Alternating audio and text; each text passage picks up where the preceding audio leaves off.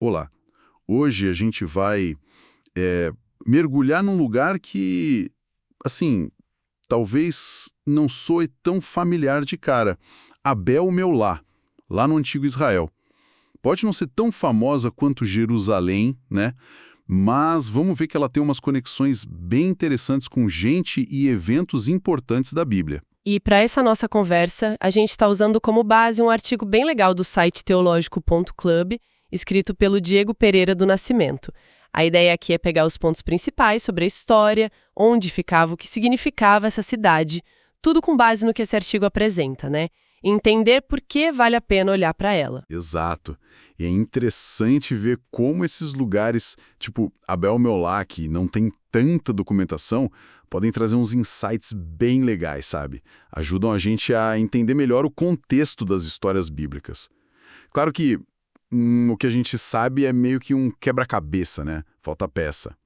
Então, analisar um artigo como esse é um exercício cuidadoso de juntar o que a gente tem. Bom, então começando do começo. O que era Abel Meolá? Pelo que o artigo diz, era uma cidade pequena no antigo Israel. E ela aparece mais por duas coisas, basicamente. Primeiro, por ser o lugar onde o profeta Eliseu nasceu e morava. Figura super importante, né? E segundo, por ser citada ali na história da fuga dos midianitas, depois daquela batalha com Gideão. E é bom já colocar isso em perspectiva, né? Comparando com os centros maiores, como, sei lá, Siquém, Betel, ou até fortalezas como Hazor, Abel Meolá parece ter sido mais modesta. O artigo até destaca isso. Tem pouca menção na Bíblia, em outros lugares também. Então é difícil saber detalhes, tipo quem fundou, como era o povo lá no começo. É um desafio para pesquisa histórica mesmo. Certo. Essa coisa da origem é um ponto interessante. O artigo que a gente está vendo menciona que não se sabe exatamente como começou, mas levanta uma possibilidade que alguns estudiosos sugerem.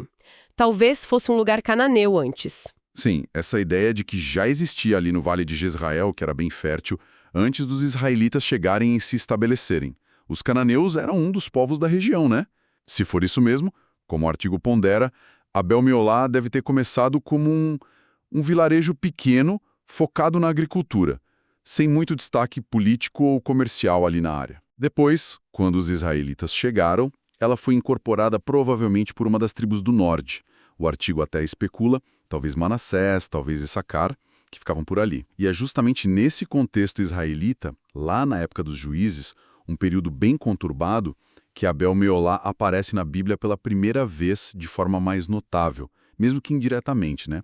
O cenário que a fonte descreve é pesado, Israel sofrendo 7 anos com ataques dos midianitas e outros povos. Pois é, eles invadiam, destruíam plantações, um terror.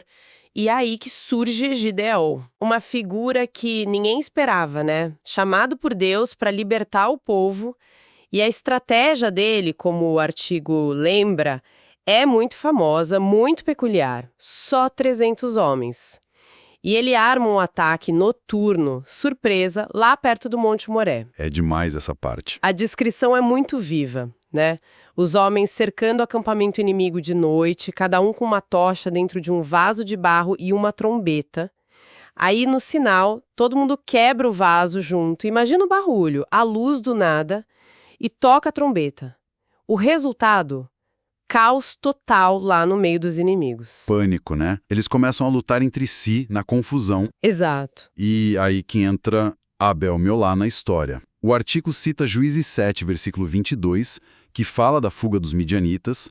Uma parte deles foge numa rota que passa pela região de Abel Meolá, mencionando também Zererá e Bet-Sita. Olha que interessante. A batalha não foi em Abel Meolá, mas a cidade vira um ponto de referência na fuga do inimigo. Ah, tá. Um marco geográfico. Isso. E o artigo acrescenta que esses que fugiram foram depois pegos pelo pessoal da tribo de Efraim, que capturaram e mataram 2 líderes midianitas, Oreb e Zibe. E a história do Gideão continua, né? Continua. Ele persegue o resto do exército inimigo, os reis Zeba e Zalmuna, até mais longe, lá para Carcor. Ataca de surpresa de novo, vence e captura os reis. Ele mesmo os executa. Uma vitória decisiva. Totalmente. Acabou com a opressão midianita, trouxe uns 40 anos de paz para Israel. E o que é fascinante nisso tudo, e o artigo chama atenção para isso, é como essa história militar, focada no Gideão, acaba colocando Abel-Meolá no mapa histórico. Mesmo sem ser o palco principal, essa menção na rota de fuga liga a cidade a um evento super importante para Israel naquela época. Vira um marcador que ajuda a gente a visualizar a perseguição. Interessante mesmo como um lugar pode ganhar destaque por estar no caminho, né? Mas talvez a conexão mais forte de Abel-Meolá, como o artigo ressalta, seja com outra pessoa de outra época, o profeta Eliseu. A fonte é clara. Abel-Meolá era a cidade natal dele. Exatamente. E o artigo dá um detalhe legal sobre a família. O pai do Eliseu, Safate, era um lavrador rico, tinha posses ali na região. Isso reforça aquela imagem de Abel-Meolá como um lugar ligado à agricultura, né? Um lugar próspero nesse sentido. E a história do chamado do Eliseu é super conhecida e acontece lá em Abel-Meolá. O artigo lembra que Elias, no momento difícil, recebe a ordem de Deus para ir lá ungir Eliseu como seu sucessor. Chegando lá, o que ele encontra? Eliseu trabalhando no campo, arando a terra, com 12 juntas de bois. O artigo até frisa que isso mostrava a riqueza da família. É um detalhe importante, sim. E o gesto do Elias é muito simbólico, né? Ele joga a capa dele sobre Eliseu. Era um sinal claro de transferência de autoridade, um chamado mesmo. E o Eliseu entende na hora. Pede só para se despedir dos pais, faz um ato simbólico de romper com a vida antiga, sacrifica os bois, queima o equipamento e aí começa a seguir Elias. E aí começa outra fase, Eliseu vira discípulo do Elias, fica com ele até o fim, até aquela cena famosa do arrebatamento de Elias na carruagem de fogo. A partir daí, como a fonte explica, Eliseu pega o manto de Elias, literalmente e simbolicamente, e vira o principal profeta ali no Reino do Norte de Israel. E o ministério de Eliseu é impressionante. A Bíblia, e o artigo menciona isso, diz que ele fez até mais milagres que Elias, o tal espírito de Elias em dobro. Ele vira uma figura muito influente, não só espiritualmente, mas politicamente também. Era conselheiro de reis de Israel, ajudava em guerras, crises, tinha fama de homem de Deus, sábio e poderoso. Nossa, então essa figura enorme, religiosa e política, veio de Abel-Meolá? O que isso diz pra gente sobre a cidade ou sobre a narrativa toda? Olha, se a gente junta as peças, como o artigo sugere, o fato de uma figura tão importante como Eliseu vir de Abel-Meolá, que, como a gente viu, parece ser uma cidade mais secundária, agrícola, longe dos centros de poder, é bem significativo. Parece mostrar um tema que o artigo toca, que é a importância ou a escolha de Deus não se limita aos lugares óbvios, sabe? Figuras-chave e momentos decisivos muitas vezes surgem da periferia, de lugares inesperados. Isso muda a perspectiva, né? A história da Bíblia não acontece só nos grandes palcos, mas também nesses cantinhos mais discretos, que acabam ganhando uma luz especial por causa das pessoas ou dos eventos que passaram por ali. Exatamente. E essa ideia de um lugar comum, agrário, leva a gente para a questão da geografia. Onde ficava Abel-Meolá, afinal? Aqui, de novo, tem uma certa névoa. O artigo deixa claro que não acharam o lugar exato com 100% de certeza na arqueologia. Mas a ideia mais aceita, pelo que a Bíblia diz, a rota dos midianitas, a ligação com o Vale de Jezrael, é que ficava nesse vale mesmo.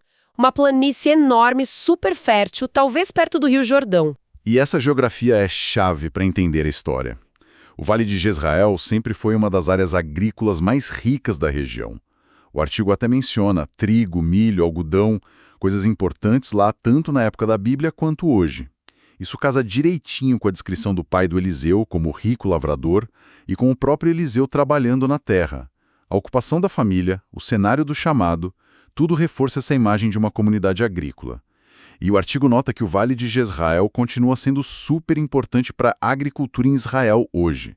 Uma continuidade interessante. Falando em detalhes que se encaixam, e o nome, Abel-Meolá, tem algum significado que conecta com essa imagem toda?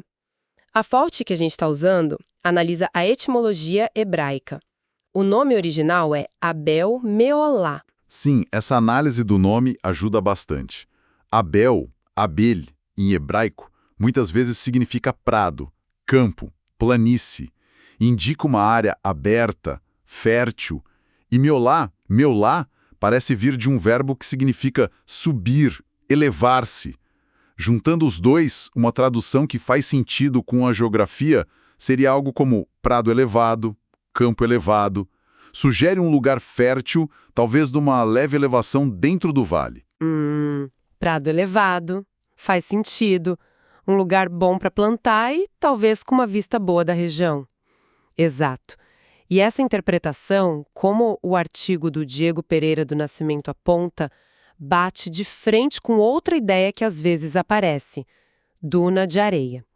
O autor do artigo argumenta bem contra isso, porque não combina nada com as descrições da Bíblia, né? A fertilidade, a agricultura da família do Eliseu. Não combina mesmo. A imagem de prado elevado é muito mais coerente com o que a própria Bíblia mostra sobre Abel-Meolá. Faz todo sentido. A própria história meio que confirma o significado do nome. É legal como as coisas se conectam. Mas, apesar dessas ligações importantes com Gideão e principalmente com Eliseu, Abel-Meolá depois some, né? O que aconteceu com a cidade? Pois é, esse é um final meio melancólico, mas muito comum na história antiga. O artigo menciona que depois da época do Eliseu, ali pelo século IX a.C., Abel-Meolá desaparece das histórias bíblicas e parece dos registros históricos em geral. A gente não ouve mais falar dela. E por quê? Quais as hipóteses para esse sumiço? A fonte levanta algumas possibilidades bem plausíveis que valem para muitas cidades antigas. Uma é o abandono aos poucos. Talvez as rotas de comércio mudaram, os recursos diminuíram ou as pessoas simplesmente foram para cidades maiores. Outra chance, bem provável por causa da história turbulenta da região, é que a cidade foi destruída ou o povo levado embora nas invasões militares que passaram por ali. O artigo cita as invasões dos assírios, no século 8 a.C., e depois nos babilônios, que deportaram muita gente do Reino do Norte. Ah, sim. Abel-Meolá pode ter sido só mais uma vítima disso. É um lembrete de como a história de tantos lugares se perde, né? Sobram só fragmentos ou silêncio. O artigo usa isso para lembrar que a história que a gente conhece é uma seleção, na verdade. Então, para a gente amarrar o que a gente viu nesse artigo, Abel-Meolá aparece como essa cidade, talvez não tão grande, mas num lugar fértil, o Vale de Jezrael. A memória dela fica ligada a dois momentos principais. Um militar, meio de passagem, na fuga dos midianitas com Gideão, e outro profético, bem mais forte, como o lugar do profeta Eliseu. A história dela reflete a agricultura da região e, no fim, o destino dela mostra como muitos lugares simplesmente desaparecem dos registros. Exato. A história de Abel-Meolá, mesmo sendo feita de pedaços, como a gente viu pela análise do artigo, funciona como um pequeno exemplo muito interessante. Mostra como lugares que a gente chamaria de secundários estão, na verdade, ligados às grandes histórias e figuras. Ao mesmo tempo, as dúvidas que ficam, como ela começou exatamente, por que desapareceu de vez, mostram bem os limites do nosso conhecimento histórico. A gente depende do que sobreviveu, do que foi registrado, né? Estudar Abel-Meolá força a gente a pensar tanto no que sabemos, quanto, talvez principalmente, no que não sabemos. E essa reflexão sobre o que a gente sabe e o que se perdeu leva a uma pergunta final, talvez, para a gente pensar um pouco mais. Vendo o destino de Abel-Meolá, que some depois do seu momento de fama com Eliseu, como será que funciona a memória histórica? Ela parece grudar nos eventos mais dramáticos, tipo a Batalha de Gideão, ou nas figuras excepcionais como Eliseu. Mas será que, fazendo isso, a gente não acaba apagando todo o resto? A vida do dia a dia, as histórias de tanta gente comum, de tantos outros lugares que existiam ali? O que mais da vida normal no antigo Israel, em lugares como Abel-Meolá, a rotina de quem plantava, as relações na comunidade, as pequenas coisas fiquem invisível para a gente, só porque não estava no foco das grandes narrativas que chegaram até nós. Fica essa questão, né? Sobre o tanto do passado que a gente talvez nunca consiga recuperar.